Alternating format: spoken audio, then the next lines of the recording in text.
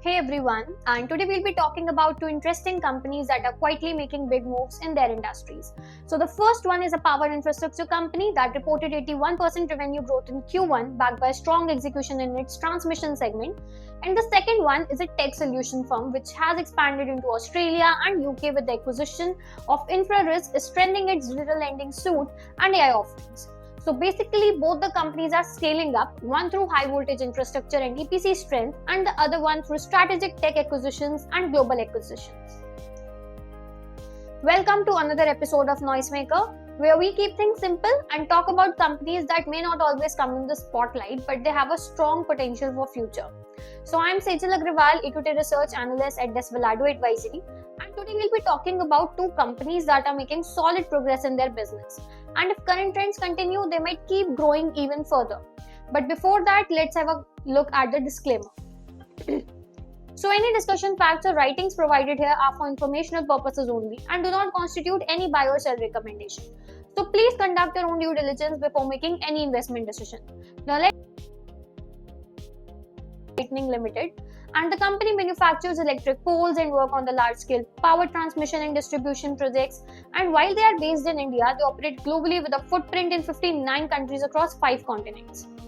Q1 FY26 has been a standout quarter for the company, where its revenue surged 81% year-on-year, driven by strong execution in their core T&D segment. EBITDA came in at 200 crores, up by 66%, and PAT more than doubled to 106 crores. Margins were also stable. PAT margin improved by 46 basis points to reaching at 6.3%. Also, the company secured 1,748 crores in new orders during the quarter, and that's a 72% year-on-year jump, mainly from domestic T&D projects. And as of June end, their unexecuted order book, including L1 orders, stood at a hefty 15,637 crores, up from 44% from the last year. Now, Deepali will be joining in for giving more information. So, Deepali, with this order momentum and margin stability, do you think that Transrail is set to hit its FY26 growth guidance and expand its EPC presence? Great question, Cecil. Based on what we are seeing, yes, I think they're on track.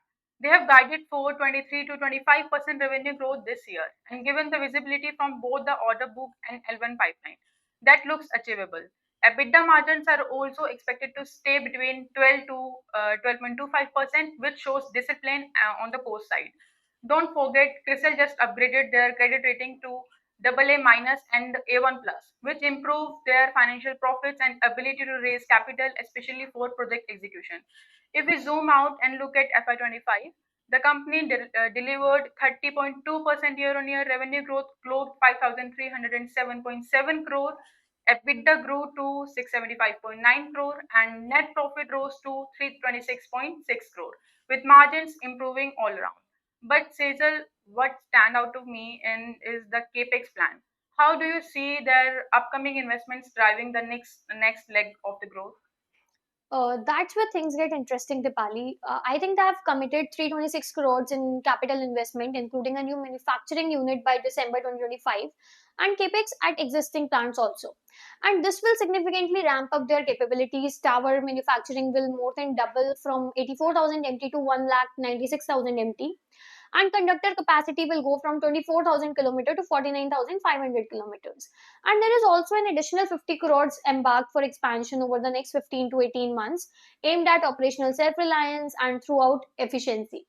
All of this supports their larger EPC ambition, and they're also moving into adjacent segments and high performance conductors while scaling internationally in a phased, low risk way. So, Dipali, with global markets like US and Europe now in the sights, do you think their international strategy is well timed and executable? That's the big question, Hazel. And I think their approach is smart. They're not rushing in. They're focusing on direct product sales into developed markets rather than bolding for high risk overseas EPCs contracts. The diversification into high performance conductors and makes also makes sense. It plays to their strengths while serving newer demand pockets, and with support from multinational institutions, they like have a more stable ramp up in international markets. The fact that they're scaling both capacity and product lines at the same time while maintaining 12% margins shows that they are executing with both speed and discipline.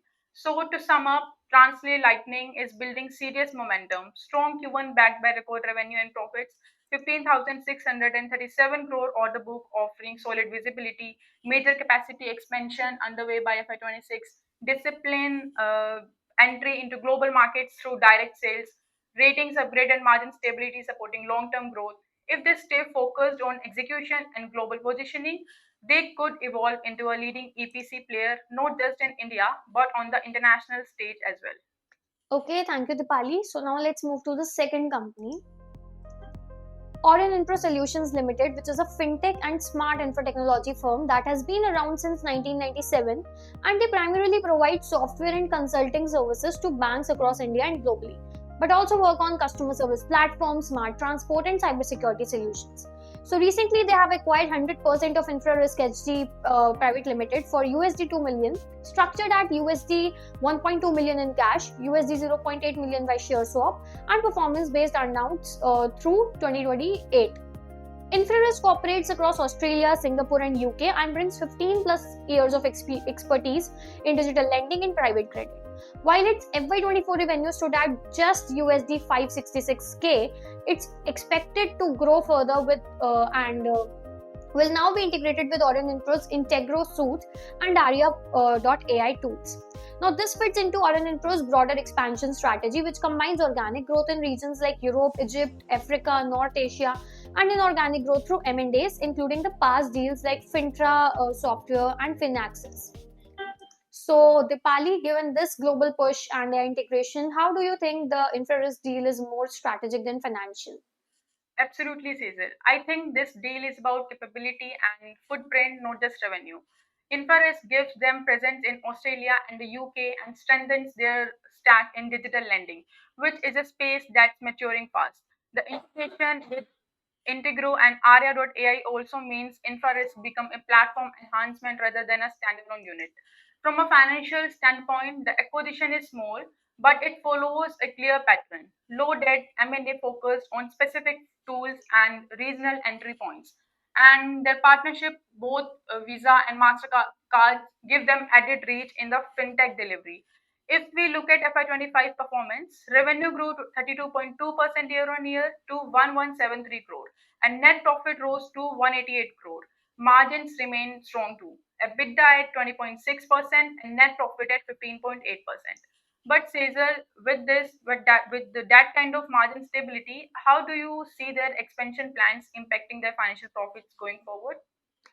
That's the interesting part, Dipali, because they're targeting EBITDA margins of 20 to 22% and PAT margins of 15 to 16% through FY26. And the roadmap they have laid out that also supports that.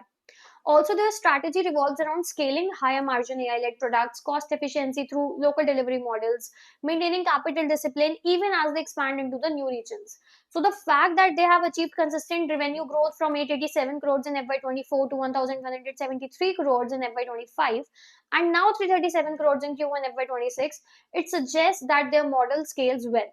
And on top of that, they are building a specialized enterprise AI stack for financial institutions supported by Aria.ai acquisition and new AI labs in Paris, Mumbai. And this is the key pivot towards a product led tech model rather than just the services. So, Dipali, do you think that their AI led product expansion and global rollout it can help them to become a category leader in the financial technology? That's the big question, Cesar. And I think they're certainly positioning themselves that way. What stands out is that they're building for depth and repeatability, not just growth for the sake of scale.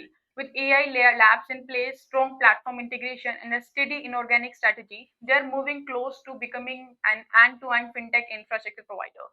They're also sticking to capital light margins, accretive moves, and their execution so far, both on sales and cost control, gives them breathing room to take these bets.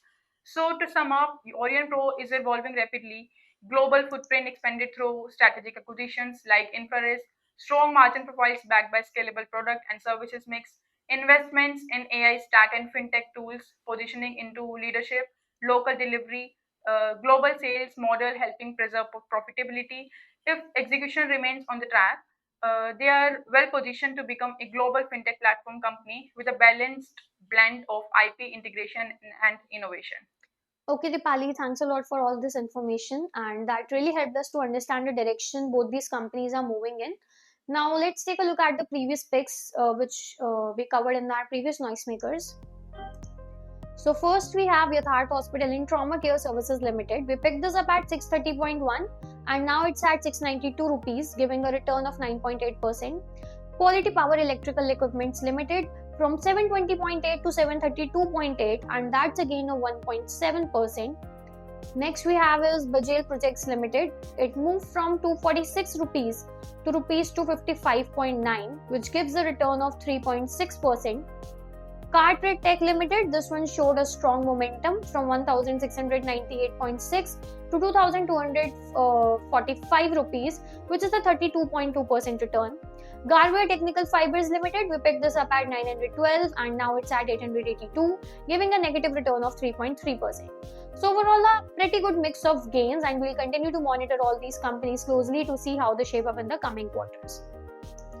And here is the QR through which you can access all these previous picks which we covered recently. Now let's move to the summary of today's company which we included in today's Noisemaker. So first we have Transrail Lighting Ltd. The company delivered strong performance in Q1 FY26 with consolidated revenue rising 81% year-on-year, driven by strong execution in its core transmission and distribution segment. And next is Aurionpro Solutions Ltd, where the company announced 100% acquisition of InfraRiskSG Pte Ltd for $2 million, structured through $1.2 million in cash and $0.8 million in share swap, along with that performance-linked earn-outs until 2028. So that's it for today's edition of Noisemaker, and if you found this breakout informative, you can scan the QR code to read the full report, and we'll be back soon with more simple and clear market updates. Until then, stay curious, stay ahead and stay informed.